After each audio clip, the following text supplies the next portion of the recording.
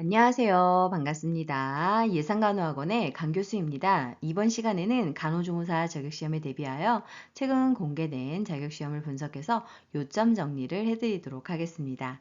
공중보건학 개론에서 질병관리 사업 4탄입니다. 이것만 반복해서 들으신다면 합격하실 수 있습니다. 준비되셨나요? 잘 들어요. 출발!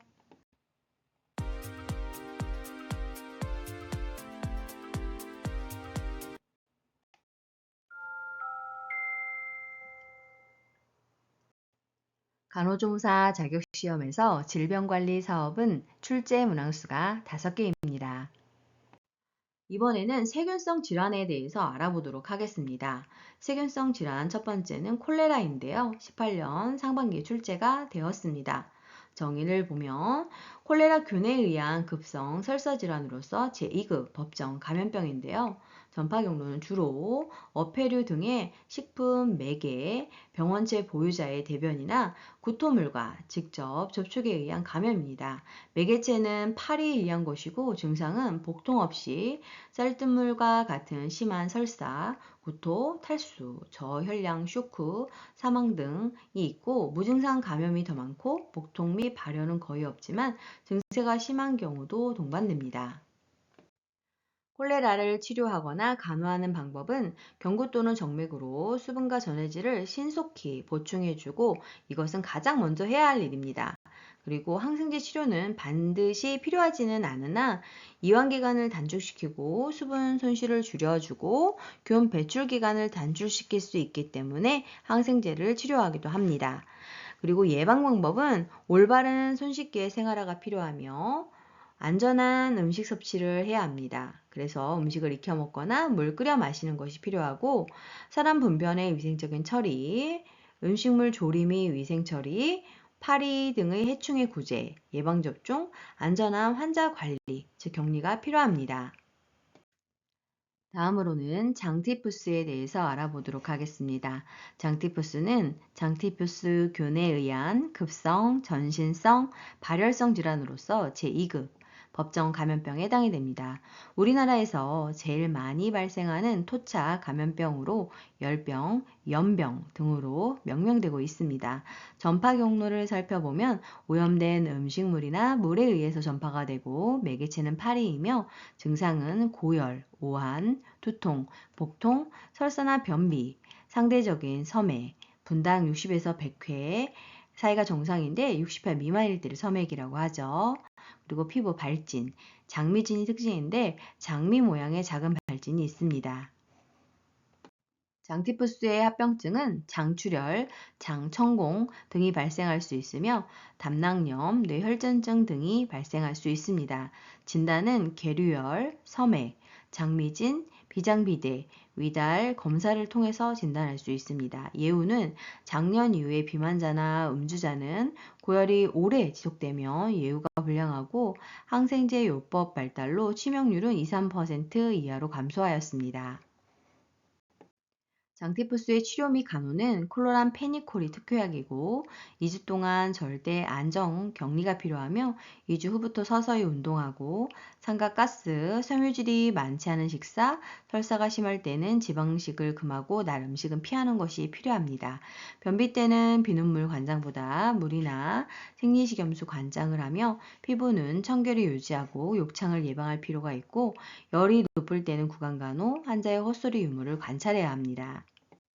장티푸스의 예방 방법은 분뇨의 위생적인 처리 등 환경위생이 중요합니다. 이 부분이 국가고시에 출제가 되었고 우유 및 유제품의 위생적인 관리, 깨끗한 화장실 환경을 관리하고 올바른 손 씻기 등의 개인위생, 안전한 음식 섭취를 해야 합니다. 다음으로는 세균성 이질에 대해서 알아보도록 하겠습니다. 세균성 이질은 17년 하반기와 19년 하반기에 출제가 되었는데요. 세균성 이질균에 의한 제2급 법정 감염병으로 전파 경로는 오염된 식수나 식품 매개로 주로 전파가 됩니다. 특징은 여름철에 많이 발생하고 열대 지방보다는 온대 지방에서 많이 발생하며 주로 위생 상태가 나쁘고 인구가 조밀한 지역에서 발생하게 됩니다. 증상은 고열, 그리고 구역질을 할 때에는 구토하기도 하고 경련성 복통, 설사가 주요 증상입니다. 대변에 혈액이나 고름이 섞여 나오거나 경련, 두통, 기면, 경부강직, 환각 등 중추신경계 증상도 나타나게 됩니다. 자, 그렇다면 세균성 이질 치료 및 간호는 어떻게 해야 할까요? 19년 하반기에 출제가 되었는데요. 보존 치료로 전해질과 수분 공급을 통해 탈수를 예방해야 하고 설파제, 클로람페니콜, 암피실린, 테트라사이클린과 같은 항생제 처방을 해야 합니다. 증상이 심한 경우나 접촉자 관리 또는 집단 발병 시에는 관리를 목적으로 투여할 수 있고 기간과 세균 배설 기간을 단축시킬 수 있습니다. 안정 및 하복부의 보온과 욕창 예방이 필요하며 고형물은 금하고 유동식에 액체 음식을 주는 것이 필요합니다. 세균성 이질의 예방 방법은 유행 시에는 외식, 폭음 폭식은 금하고 전염시키지 않도록 주의하며 환자 접촉 후 식전, 배변 후 손을 씻고 사용한 식기는 자비소독하고 날 음식은 피하고 대변, 하수도를 완전히 소독해야 합니다. 변소 그리고 하수도의 개량 및 정비가 필요하며 파리의 방물 등도 중요합니다. 자, 그렇다면 수인성 감염병의 특징에 대해서 알아볼까요? 주로 오염된 물로 인한 질병은 장티푸스, 세균성 이질, A형 간염, 콜레라 등이 해당되는데요. 수인성 감염병은 환자 발생률이 폭발적이고 우리나라 농촌 지역에서 수인성 감염병 예방을 위해 가장 먼저 시작해야 하는 것은 바로 음용수 관리입니다. 이번에는 장출혈성 대장균 감염증에 대해서 알아보도록 하겠는데요. 이 부분은 23년 상반기에 출제가 되었습니다. 장출혈성 대장균은 2급 법정 감염병으로 전파 경로는 대부분 오염된 소고기를 덜 익혀 먹는 경우 사람 사이에서도 쉽게 전파되어 집단 발생이 잘 되어 관리가 필요한데요. 조리가 충분치 않은 햄버거 섭취로도 발생합니다. 증상은 무증상 감염도 있고 복통, 미열, 구역구토, 비혈변성 설사 증상이 있으며 물설사에서 혈성 설사로 이행이 되기도 합니다. 합병증으로는 용열, 요독 증후군, 혈전, 혈소판 감소, 자반병 등이 발생할 수 있습니다. 전파기간은 성인은 일주일, 소아는 3분의 1 정도로 3주일 걸쳐서 균을 배설하게 됩니다. 환자 및 접자 관리는 소량의 균으로도 감염되기 때문에 환자의 분변에 대해 주의를 기울여야 하고 철저한 손 씻기가 중요하고 균 양성자는 조리 업무에 종사하지 않아야 합니다. 예방 방법은 감염성이 강한 질환이기 때문에 발생하면 즉각 대처해야 하나 가정이나 타가소 시설 내에서 환경위생을 철저히 하고 우유나 유제품을 멸균하며 쇠고기 조리 시 68도씨 이상에서 충분한 시간을 가열하여 섭취하는 것이 필요합니다. 자, 그렇다면 소화기 감염병의 예방 대책에는 어떤 것들이 있을까요? 위생해충을 조기 구제하고 상수도와 하수도를 위생적으로 관리하고 보균자의 식품 취급과 식품 조리를 금지시키고 위생적으로 분유를 처리하고 환자, 보균자 매개동물 등의 주위 환경을 소독, 격리 치료하며 감염병이 유행하는 경우 환자, 보균자, 매개동물 등의 조기 검사를 실시할 필요가 있습니다. 그 밖에도 식품위생을 강화하고 방충망이나 수세식시설을 갖추며 어패류, 식품 처리 및 판매 과정에서 위생적으로 관리하고 정기적으로 예방접종을 하며 환경위생 감시활동을 강화하고 식품관리자의 신체적 위생관리를 철저할 필요가 있습니다. 이번에는 디프테리아에 대해서 알아보도록 하겠습니다. 디프테리아 균에 의한 제1급 법정 감염병으로 유행은 늦가을이나 초겨울에 2에서 5세 어린이에게 주로 감염되는데요. 전파 경로는 비말 전파이고 피부 벽면 접촉이나 비생물학적 매개체에 의해서도 전파가 됩니다. 증상은 가장 흔한 발생 부위가 인후두와 편도인데 초기에는 피로하다가 인두통이 있게 되고 식욕부진, 미열 증상 등이 나타나게 됩니다. 자, 그렇다면 디프테리아 치료는 어떻게 할까요? 항독소와 항생제를 투여하고 경류 후 호흡기 관리와 기도를 유지해야 합니다. 치료 후 2번 연속 배양검사에서 균이 자라지 않는 것을 확인해야 하고 침범 부위에 따라서 2에서 4주간 절대 안정을 시키는 것이 필요합니다. 합병증으로 심근염, 신경염, 저혈압 또는 심부전, 근육의 양측성 마비, 단백뇨, 부종 등을 동반한 신장 질환 등이 발생할 수 있습니다. 예방 방법은 DTaP 즉 디프테리아, 백일의 파상풍 혼합 백신을 통해서 예방이 가능하고 진단 검사는 시크 검사입니다. 다음으로는 백일해에 대해서 알아보도록 하겠습니다. 백일해 균에 의한 2급 법정 감염병으로 전파 경로는 호흡기 분비물이나 비말을 통한 호흡기 전파를 통해 이루어지는데요. 증상은 전구기, 경액기, 회복기로 나눠집니다. 카타르기인 전구기에는 콧물, 눈물, 경한 기침 등이 1, 2주간 발생을 하게 되는데 경외기에는 2에서 4주간 발작적인 기침을 계속하다가 기침 끝에 구토를 동반하기도 합니다. 회복기에는 1, 2주에 걸쳐 회복기에 이르게 되는데 상기도 감염에 이완되어 다시 발작성 기침이 재발되는 경우도 있습니다. 백일해를 치료하고 감화하는 방법은 식사요법이 필요하고 습도 유지, 기도 확보를 해야 합니다. 항생제는 감염력 감소 및 증상 호전에 도움이 되기 때문에 발병 초기에 투여할 필요가 있고 합병증으로는 기관지 폐렴, 무기폐, 중이염, 비출혈, 영양실조, 탈수, 탈장, 기흉 등이 발생할 수 있습니다. 예방 방법은 DTaP, 즉 디프테리아 백일해 파상풍 혼합 백신으로 예방이 가능합니다.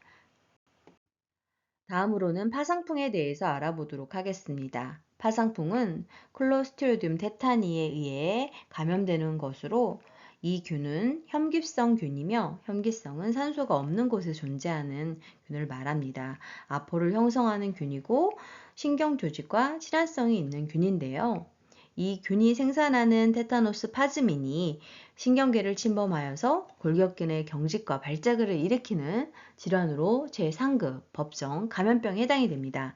전파 경로는 흙, 먼지, 동물의 대변 등에 포함된 파상풍의 아포가 피부에 오염된 상수를 통해서 침투할 수 있게 되고 수술, 화상, 임신 후 감염을 통해서도 가능합니다.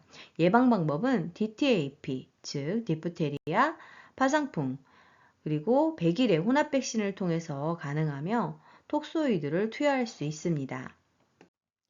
파상풍의 증상을 살펴보면 저작근의 수축으로 인한 입벌림 장애가 나타나면서 이것을 아광긴급이라고 하고 몸이 활처럼 휘게 되는 활 모양 강직, 즉 후궁 반장이 나타납니다. 비웃는 듯한 미소를 띠게 되는 연축 미소 조소가 나타나며 경부경직, 삼킴 곤란, 그리고 복부 근육 수축 등이 발생합니다.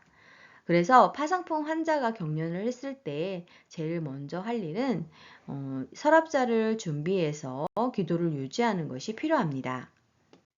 그렇다면 파상풍 치료 및 간호는 어떻게 해야 될까요? 이 부분은 모성이라든가 아동 파트에서 중요하게 출제가 되고 있는 부분인데요. 환자를 조용하고 조명이 밝지 않게 해서 외부 자극을 피할 수 있는 환경을 만드는 것이 필요합니다. 경련을 자극할 수 있기 때문입니다. 그 외에도 대중요법이나 독소가 중추신경계에 더 이상 침범하는 것을 방해하고 독소 생성을 차단해야 하고 그래서 파상풍 인간 면역 글로불린을 투여하고 적절한 항생제 사용 및 상처 부위를 배농하거나 절제를 하는 것이 필요합니다. 다음으로는 폐렴 알균에 대해서 알아보도록 하겠습니다. 폐렴 구균 감염증이라고도 하는 것으로 폐렴 알균에 의한 제2급 법정 감염병으로 영아, 소아, 65세 이상 고령자에게 발생 빈도가 많은 것이 특징입니다. 전파 경로는 호흡기 비말을 통해서 사람과 사람 간의 직접 접촉에 의해서 전파가 되거나 상기도 보균자의 자가 접종으로 전파가 되기도 합니다.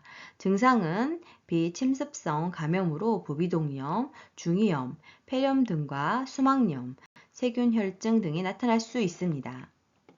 합병증으로는 농흉, 심장막염, 무기폐나 폐고름집 등으로 인한 기관지나 폐쇄이 있을 수 있고 치료는 페니실린의 적절한 항생제 치료가 필요합니다. 예방은 폐렴 부균 예방접종을 통해서 예방이 가능합니다. 다음으로는 결핵에 대해서 알아보도록 하겠습니다. 결핵은 간호조무사 자격시험에서 정말 출제가 많이 되고 있는 부분인데요. 보시는 바와 같이 17년상, 18년상, 19년상, 20년상, 23년 하반기에 출제가 되었습니다.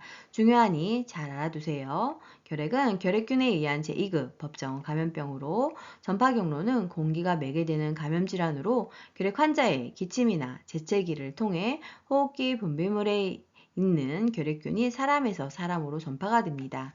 감염원은 개방성 환자이고 밀집 생활을 했을 때 가능성이 높아지며 결핵에 감염된 소의 우유 제품을 통해서도 감염될 수 있습니다.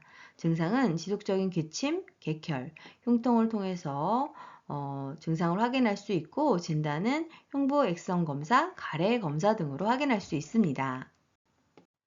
자, 그렇다면 결핵 진단은 어떻게 하는 것일까요? 바로 투베르클린 검사를 통해서 할 수 있게 되는데 방법을 살펴보면 투베르클린액은 결핵균을 자비소독, 끓여서 소독한 후 희석하여 PPD 용액을 0.1cc를 팔의 안쪽 피내에 주사하고 48에서 72시간 후 주사 부위의 피부 경결 반응을 측정하게 되는 것입니다. 이때 경결의 양성은 10mm 이상일 때, 음성은 9mm 이하일 때로 판정하게 됩니다. 그러면 투베르클린 양성자는 어떤 것을 의미하는 것일까요? 그것은 결핵균에 노출된 경험이 있는 것으로 보고 엑스레이 촬영, 즉 직접 촬영을 해야 합니다. 자, 그러면 PPD 용액은 어떻게 보관해야 할까요? 언제나 차고 어두운 곳, 즉 냉암소 2에서 5도씨에 보관을 해야 합니다. 결핵 진단을 하는 흉부 액선 촬영은 간접 촬영과 직접 촬영으로 나눠지게 되는데 간접 촬영은 비용이 적게 들고 촬영이 간편하고 집단 결핵 검진 시 사용이 되고 있습니다. 직접 촬영은 진단의 정밀도가 가장 우수하고 질병의 진행 정도를 알아볼 때 사용이 됩니다.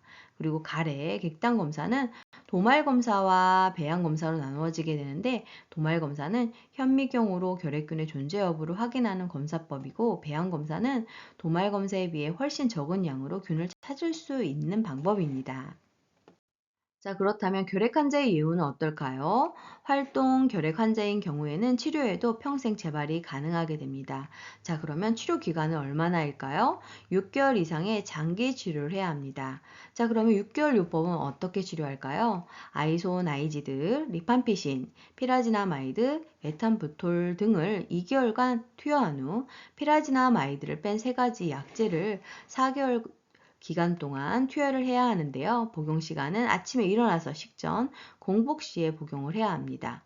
이때 아이소나이지드는 부작용이 있게 되는데요. 바로 말초신경염이 발생될 수 있습니다. 그래서 이 말초신경염이 발생되는 것을 방지하기 위해서 함께 투여해야 하는 것이 무엇인지가 출제가 되고 있는데요. 그것은 바로 피리독신, 비타민 B6와 함께 투여하는 것이 좋습니다. 자, 그렇다면 결핵 환자가 발생했을 때는 간호조무사는 어떻게 해야 할까요? 보건소에 신고 후 체계적인 추후 관리가 필요합니다. 결핵 환자의 물품 관리는 침구, 의류 등을 통해 일광소독을 할 수 있습니다. 자, 그럼 앞에서 배웠듯 항결핵제를 한 가지 약제를 사용하지 않고 여러 약제를 사용하는데요. 그러한 것을 병용요법이라고 합니다. 병용요법을 하는 이유가 무엇인지가 출제가 되고 있는데요. 병균의 저항력을 지연시키고 약의 효과를 증진시키기 위해서 여러 가지 약제를 사용하게 되는 것입니다. 이때 활동 결핵 환자의 관리법을 살펴보면 음압 격리실이 필요하고 감염력이 강한 경우에는 격리를 할 필요가 있습니다. 결핵간호에서 대기요법을 살펴보면 조용하고 따뜻하고 신선한 공기가 충만한 곳, 병실 외에는 금지할 필요가 있고 직사 일광욕은 객혈, 피를 토할 수 있기 때문에 좋지 않습니다. 그리고 경한 환자는 비교적 안정을 취할 필요가 있고 중한 환자는 절대 안정을 할 필요가 있습니다. 식사는 소모성 질환이기 때문에 고칼로리 섭취를 해야 하고 이때 고지방, 고단백, 고탄수화물, 고비타민C 섭취가 필요합니다. 열은 오후 2, 3시에 열이 있다가 떨어지고 열이 있다고 해서 해열제를 사용하는 것은 좋지 않다는 것을 알아두셔야 합니다. 앞에서 배웠던 결핵 환자는 객혈을 할 수도 있는데요. 객혈 시의 간호 방법에 대해서 출제가 되고 있습니다. 우선적으로 해야 할 부분은 절대 안정을 해야 하고 면회는 거절하는 것이 필요하며 상반신을 약간 높여주고 기침이 나올 경우에는 장기침 정도만 해야 합니다. 얼음 찜질을 통해서 혈관 수축 효과를 얻을 수 있도록 흉부에 대줘야 하며 금식시켜야 합니다. 의사 표시는 필기로 하는 것이 좋고 출혈한 가래가 많을 경우에는 감염을 예방하기 위해서 3% 크레졸에 30분 담가두었다가 변기에 버리고 혼이불에 묻었을 때에는 크레졸 담갔다가 삶아서 빼면 되겠습니다. 결핵 환자의 가래는 이른 아침 첫 가래를 받는 것이 좋은데요. 그 이유를 물어보는 것이 출제가 되고 있습니다. 그것은 농축되어 있기 때문입니다. 환자의 가래는 화장지에 뱉어서 쓰레기통에 넣어 수각하는 것이 가장 좋고 감염병 환자의 분비물 처리에서 가장 적합한 소독 방법이라고 할 수 있겠습니다. 결핵 환자의 주의점을 다시 한번 정리를 하자면 기침을 할 때에는 휴지로 코와 입을 가리고 하게 하며 활동 결핵 환자의 간호를 위해서는 병실 출입 시에 반드시 N95 마스크와 가운 장갑 등을 착용하는 것이 필요합니다. 자, 그러면 결핵을 예방하는 방법에는 어떤 것이 있을까요? BCG 주사를 맞을 수 있습니다. BCG 주사는 결핵 예방 접종으로 투베르클린 반응 검사에서 음성이 나온 사람에게 투여할 수 있습니다. 또한 우유를 통해서 감염이 될 수 있기 때문에 우유는 저온 소독을 할 필요가 있습니다. 그리고 환자의 가족 중에서 잠복 결핵 환자가 있을 수 있기 때문에 검사를 하고 의료 종사자는 정기적인 검진 후 감염병 환자 발견 시 보건소에 신고하고 간호조무사는 보균자 색출을 힘쓰는 것이 필요합니다. 이번에는 BCG 백신, 결핵 예방접종 백신에 대해서 좀 더 자세히 알아볼까요? 이 부분은 18년 상반기에 출제가 되었는데요. 생균이기 때문에 햇빛에 노출되지 않게 해야 하고 결핵 면역체로서 생후 0에서 4주 이내에 결핵을 예방접종할 수 있도록 예방주사를 맞아야 합니다. 그런데 신생아 가족 중에 결핵 환자가 있을 때에는 어떻게 해야 되는지가 시험 문제로 출제가 되기도 하는데요. 신생아의 BCG 접종 시기는 이때에는 출생 즉시 해야 합니다. 감염될 수 있기 때문입니다. 접종 부위는 좌측 상박, 삼각근 중앙 부위에 할 수 있게 되고 피내 주사로 0.1ml를 사용하게 됩니다. 간혹 부작용이 발생되기도 하는데요. 그 원인은 너무 깊이 주사하거나 접종 부위가 불결했을 때, 투베르클린 검사 양성자에게 주사했을 때 나타날 수 있습니다. 자, 그렇다면 미립제 사상용 마스크인 헤파 마스크나 N95 마스크는 어떤 사람에게 사용하고 어떤 특징이 있을까요? 이 부분은 19년 하반기에 출제가 되었습니다. 헤파 마스크는 항균 필터가 내장되어서 세균 차단을 해주는 마스크로 감기에 자주 걸리는 겨울이나 황사가 심한 봄철에 유용하게 사용할 수 있는 것으로 호흡기 환자의 전염을 예방하는 효과가 있습니다. N95 마스크는 미세 과립의 95% 이상을 걸러준다는 뜻입니다. 그래서 전염성 결핵 환자나 중도 호흡 증후군, 메르스 등이 확인되었거나 의심되는 환자를 진료하거나 격리실에 들어가는 의료인 혹은 보호자는 N95 마스크를 착용할 필요가 있습니다. 우리나라에서 결핵 관리를 중요시 여기고 있는데요. 그 이유는 무엇일까요? 대다수 국민에게 영향을 주지만 예방이 가능하고 환경위생과 밀접한 관련이 있기 때문입니다. 그럼에도 불구하고 결핵 환자의 즉 유병률이 증가하고 있는데요. 그 이유는 무엇일까요? 국민적 무관심, 면역력이 저하되거나 장기간 보호시설에서 거주를 했다거나 경제의 위기와 높은 실업률로 노숙자가 증가한다든가 사람 면역 결핍 바이러스에 감염됐거나 에이즈로 인한 결핵, 사망자 증가 등이 있을 수 있고 사회적 지원 체계가 미흡했을 때 증가할 수 있습니다. 수고 많으셨습니다. 좋아요와 구독 꾹 알람 설정 눌러주시면 새로운 강의 동영상을 만나보실 수 있습니다. 감사합니다.